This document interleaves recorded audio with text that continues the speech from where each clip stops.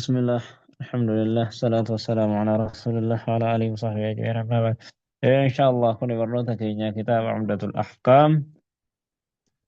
إيه، ما تدري يوكا بقولنا تمتعا باتي هجي كيس عمره قدو إسجد سنرى جرة سنرى يا ربي الآن تاتي حديث سدفا الرجر.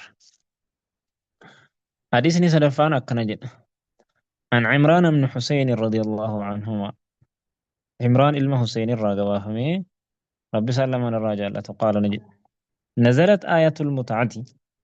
آية متعة نبوته في كتاب الله تعالى.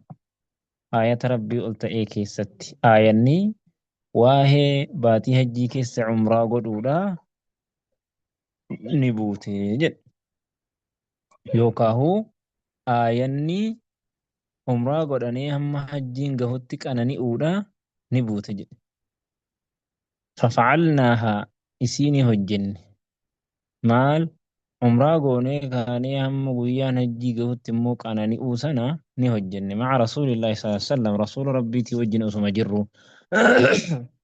ولم ينزل هنبون قرآن يحرمها تمتع حج تمتع قدو سنة حرام قد. ولم ينهى عنها إسر لين أركنها تامات مدود. قال رجل قربان تكون جد برأيه مدو مساتين ما شاء وأنفر جد. قال البخاري بخاري نجد يقال نجد ما إنه عمر إني أمري جد إني أمري جد تمتع سنة دو جد عمر من نسوان أو وفق ولمسلم في نجرة نزلت آية المتعة. آية متعة نبوت يعني اتفق متعة الحج متعة حجي أجتشو حجي أفقنني وأمرا قد أني كان يما جنقوت كانني وأمرنا بها رسول الله صلى الله عليه وسلم رسول ربي اتنو أجج ثم لم تنزل إيغنا همبوني آية تنسخ شارت آية متعة الحج آية متعة حجي ولم ينه عنها رسول الله صلى الله عليه وسلم رسول ربي يسير أول حتى ما تم دوت. ولهما بخاري مسلم في نجر حديث بمعناه معناه ما حديث عمران بن حسين كناني يجد. أما مال قد ما متعان هن أومني جتشو أفدي هنو مجرى متعان هنو مجرى هن أومني جتشو أفدي ما جتشو أكسن. حديث التئانس أوف نخانا عن عبد الله بن عمر رضي الله عنهما قال تمتع رسول الله صلى الله عليه وسلم رسول ربي لا متعال أقول باتي هجي كيس عمران أقول في هجة الوداع كيست بالعمرة عمران إلى الحج جتون مع الحج حج أوجين جتون حجي في عمرة والاتمال قد قبي. أما تمتع رسول الله صلى الله عليه وسلم رسول ربي لا متعا godhe tamattu'a godhe jedhe amma tamattu'ni kuni isa kan lugaati akkan seer lugaati tamattu'ni kun lama jennee akkan edasinee himetti tamattu'a jechuun tokko baatiidhuma hajjii keessa umraa godhuudha. Tamattu'a jechuun baatii hajjii keessa umraa godhuudha. Fakkeenyaaf umraan waggaa guutuu keessa hinuma jiraa miti ni jira garuu immoo baatii hajjii ji'a shawwaalii fi zulqaydaadhaa fi zulhijjaa guyyaa 10 baatiin hajjii kana. Umraa baatii hanga kana keessa gochuun tamattu'a jedhama. Yoo hajjiidhaan walitti qabee godhes qiiraana godhee yoo godhes tamattu'a jedhama. Sigalee baatii hajjii keessa umraa godhuudhumatu tamattu'a jedhama jechuudha. Isa kan lugaa sana. Sana malee rasuulli rabbiidhaa ammoo tamattu'a isa hajjii godha umraa godhanee ka'anee hiikkatanii ka'anee jidduutti qanani'anii hajjiidhaa hidhatanu sanaa miti jechuudha. Wa ahdaa wareegallee ni erge rasuulli rabbiidha. Wareegal ofii wajjin ni oofe alhadiya wareega min zulxuleeyfata zulxuleeyfarraa kaasee jechuudha. Zulxuleeyfaan kun miiqaata warra Madiinaati. Warra Madiinaa achirraa hidhatan.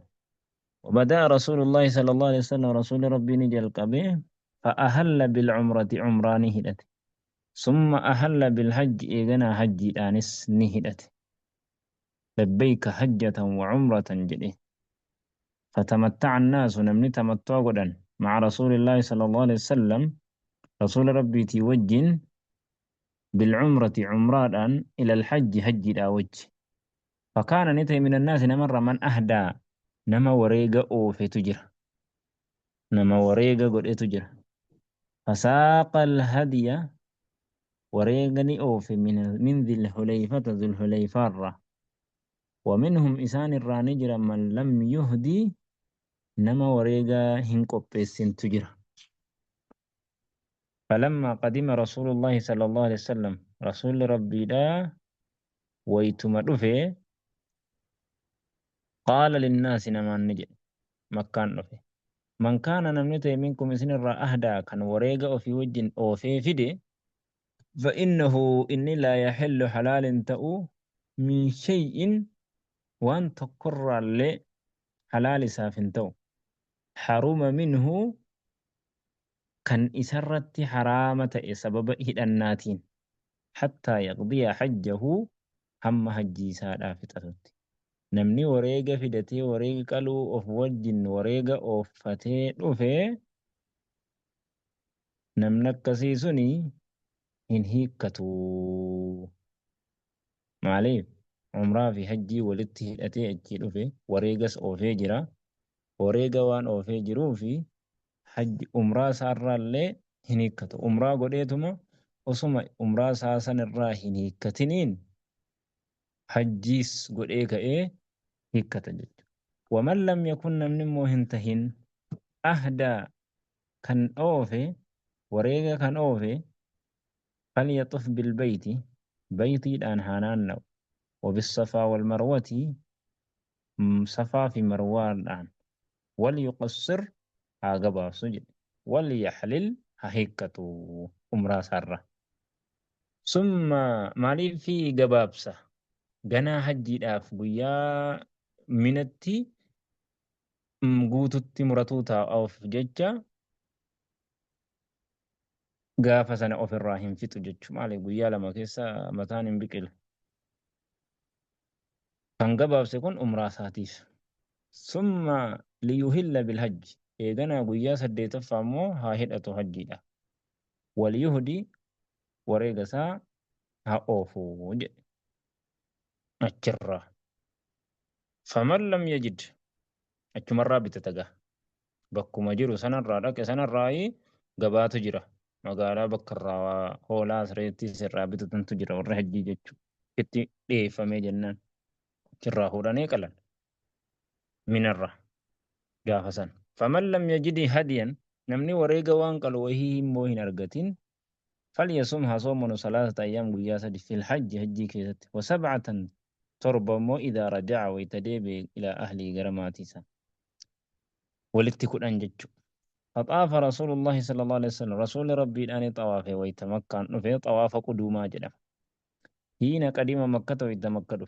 واستسلم الركن ركني كعبة داني تكته أول شيء جل كبوان هجتي ثم خب إيجاناني فيجي 3 أطواف طواف سدي من السبع تربان الرا تربة طواف مامتي تربرا سديني فيجي ومشى 4 أفر نفسوت دي وركع ركوع قل صلاة جتشم حين قضى طواف ويتطواف صافي راوة بالبيت بيتي أن طواف ويتراوة ركوع قل عند المقام مقام إبراهيم بوتا مقام إبراهيم ركعتين ركعة ثم سلم إيغاناني سلامته فانصرف قرقل فأتى الصفا صفا في وطاف بالصفا صفا أنان والمروة صفا مروة 7 أطواف طواف تربة.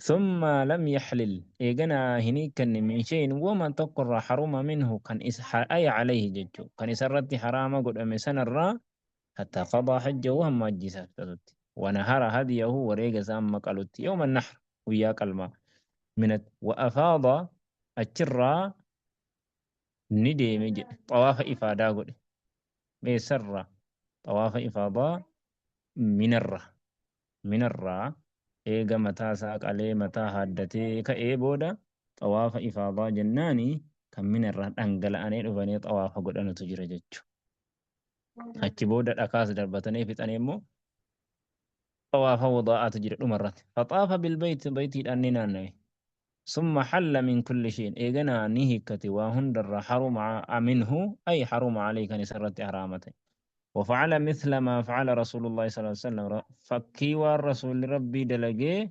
ندلقي يجد إيه عبد الله بن عمر من أهدى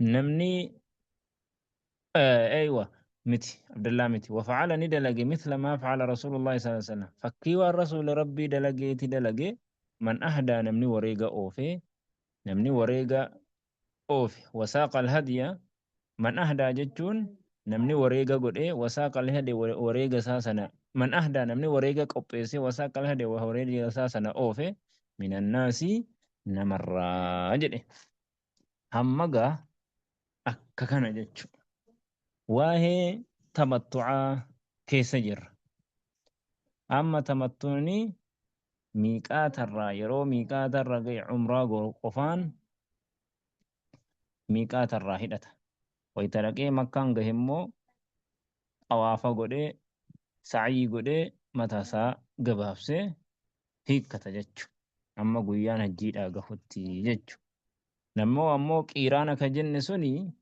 ميقات الرا ويتقه لبيك عمرة وحجا جدا حجي في عمرات آنس لبيك جديه هدته غافا مكان جهمو هو قابادان طوافه سعي بين الصفا والمروة قده أمو هنقبابسو هنقبابسو متاسا maaliif hin gabaabsine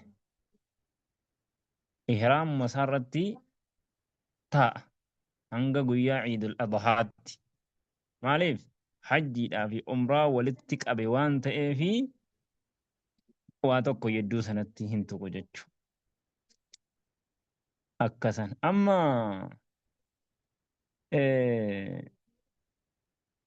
garaagarummaatu jira yedduu iiraanaatii fi ifraadaatti laala inni nu fiduu taa'a meeqaa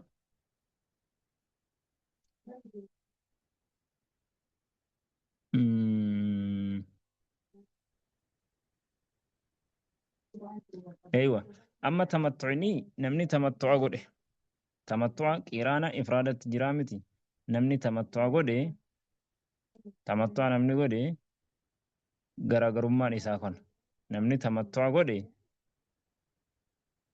umraa isaa hunda fixatee ka'ee mataa hin gabaabsa mataa gabaabsee hajjiidhaa lafa ammoo hidhata haya ammoo qiiraanatu jira hajjii fi umraa walitti hidhatee gaafa makkaan gahe immoo awaafee sa'ii godhee hiraamuma isaarratti taa'a hanga guyyaa adhaatti iidii adhaatti achirraa ka'ee hajjii isaa hidhata jechu ammoo ifraada ka jennu kun immoo yeroo miiqaatarra gahe hajjii qofaaf hidhata labbeeyka hajjan jedhe makkaan gaafa gahe ni naanna'a sa'ii godha hin gabaabsu ihraamuma isaarratti hidhata garaagarummaan nama qiiraana godheetii fi nama ifraada godhee wanni jiru maal inni isaan lamaanuu tokkuma tokkuma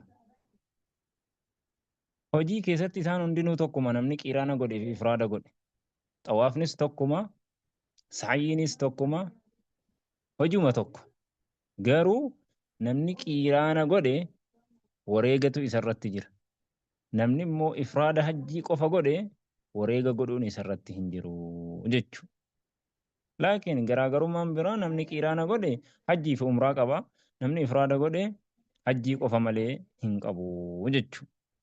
Ammoo tamattu'ini wal dhaba kanaan jechuudha. Akkasan.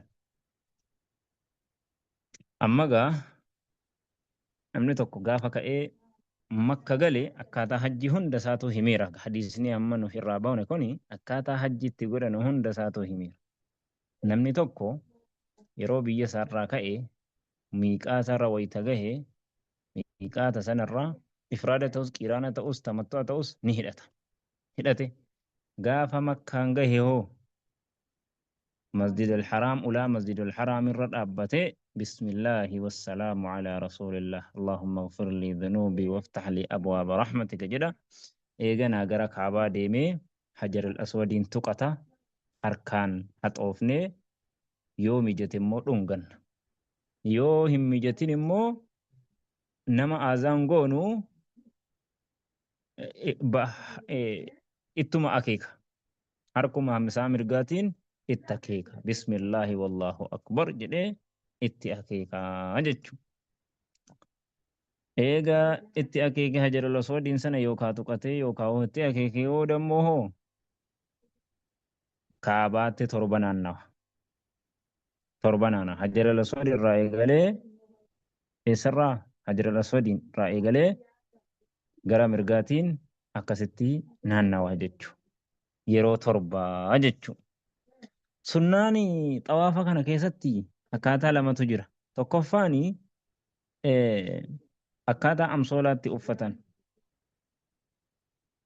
Walakkaa amsoolaa keetii bobaa kee isa mirgaa jala gootee harka kee maal jedhanii xuncaa isa kana harka kee mirgaa dirree baasta. Jala kee harka keetiitiin mirgaatiin baasta jechuudha. Fiinxi isaa lamaanoo gateetti isa bitaa jechuudha. Beekamaadha kun. Kun xawaafa qofa keessatti. Amma namni gariin yeroo eega hidhatee miiqaatarraa amma hojii kana hunda godhutti akkasuma godhata. Laakiin xawaafa qofa keessatti harka jala baafatama malee hojiilee hajjii kaan keessatti gurmuudhumarra buufatee deema jechuu barbaade ofitti mareetuma deema jechuu akkasan.